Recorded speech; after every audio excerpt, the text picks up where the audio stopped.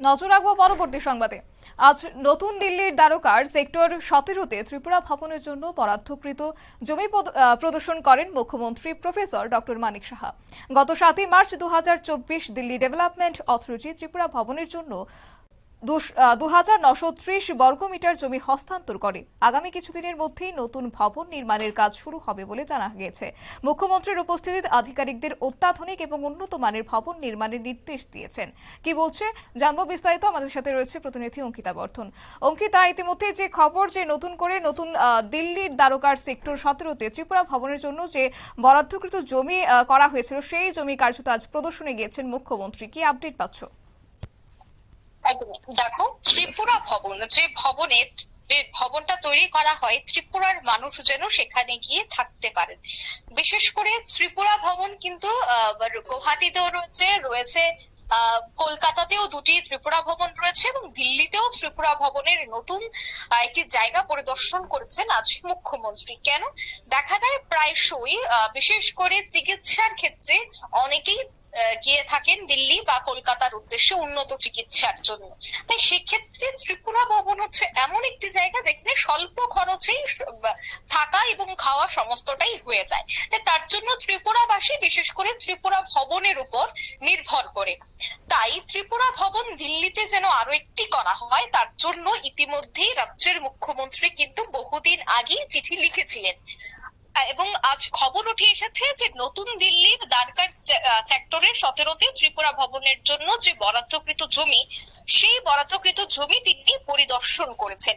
যেহেতু মুখ্যমন্ত্রী গতকাল দিল্লিতে ছিলেন, সংসদীয় বৈঠকে তিনি অংশগ্রহণ করেছিলেন, তাই দিল্লি সফরে কিন্তু তিনি আজও রয়েছেন। তাই দিল্লিতে থাকাকালীন যে সমস্ত কাজগুলি রয়েছে, প্রশাসনিক কাজ রয়েছে, রাজ্যের বিভিন্ন যে কাজগুলি রয়েছে, তা তিনি সেখান থেকে পরিচালনা করছেন বা সমস্ত কিছু খতিয়ে দেখছেন।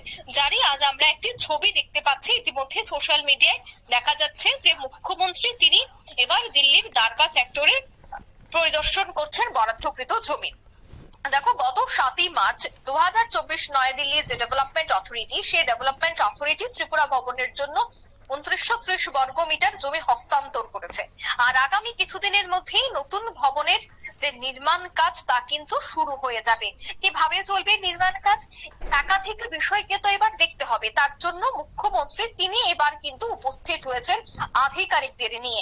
অত্যাধুনিক এবং কিভাবে উন্নত মানের নির্মাণ করা যায় সেই বিল্ডিংটা, তার জন্য কিন্তু মুখ্যমন্ত্রী আজ সেই জায়গাটা পরিদর্শন করেছেন, কথা বলেছেন প্রশাসনিক আধিকারিকদের সাথে। সেখানে দিল্লির প্রশাসনিক আধিকারিকরা উপস্থিত ছিলেন, প্রত্যেকের সাথে তিনি ঘুরে কথা বলেন, জায়গাটি পরিদর্শন করেছেন, কোন জায়গায় কত বর্গমিটার এই নির্মাণ করা হবে ভবনটি, একাধিক বিষয় কিন্তু তিনি দেখছেন।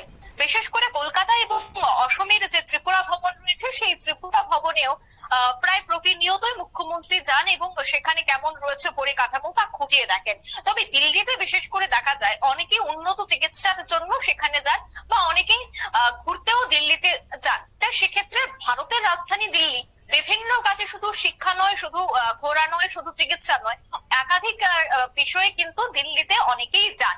তাই তাদের এই ত্রিপুরা ভবনে যেন থাকতে পারেন, কোনো ধরনের জন্য অসুবিধে না হয়, তার জন্যই কিন্তু এবার ত্রিপুরা ভবন তৈরির যে বরাদ্দকৃত জমি তা তিনি আজ দেখতে গিয়েছেন।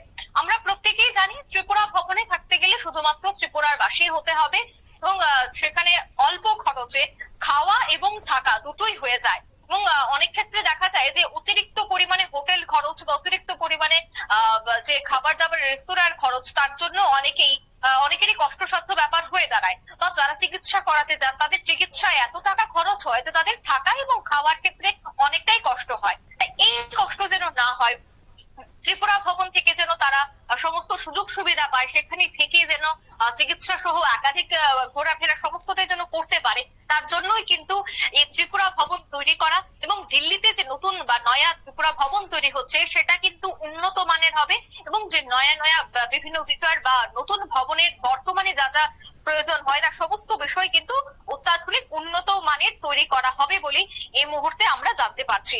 মুখ্যমন্ত্রী তিনি স্বয়ং আজ জায়গাটি পরিদর্শন করেছেন, কোন জায়গায় কি তৈরি করা হবে, কতটা জায়গায় রয়েছে, কেমন রয়েছে সমস্ত কাগজপত্র, প্রত্যেকটা বিষয় কিন্তু তিনি খতিয়ে দেখেছেন। দিল্লি সফরে রয়েছেন তিনি, গতকাল সংসদীয় বৈঠকে তিনি যোগদান করেছেন, তারপরই আজকের এই জায়গা সফর করেছেন।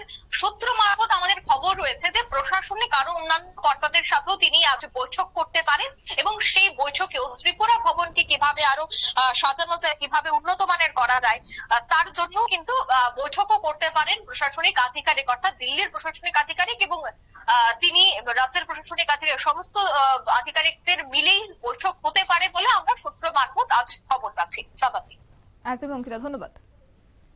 বিস্তারিত তুলে ধরল প্রতিনিধি অঙ্কিতা বর্ধন। তবে ইতিমধ্যেই যে খবর, ত্রিপুরা ভবনের জন্য বরাদ্দকৃত যে জমি কার্যত আজ পরিদর্শনে গিয়েছেন মুখ্যমন্ত্রী মানিক সাহা। একই সঙ্গে বলা যায় দিল্লি ডেভেলপমেন্ট অথরিটি ত্রিপুরা ভবনের জন্য প্রায় 2930 বর্গমিটার জমি হস্তান্তর করেছে। তবে অতি শীঘ্রই এই অত্যাধুনিক এবং উন্নত মানের ভবন নির্মাণের নির্দেশ দিয়েছেন মুখ্যমন্ত্রী।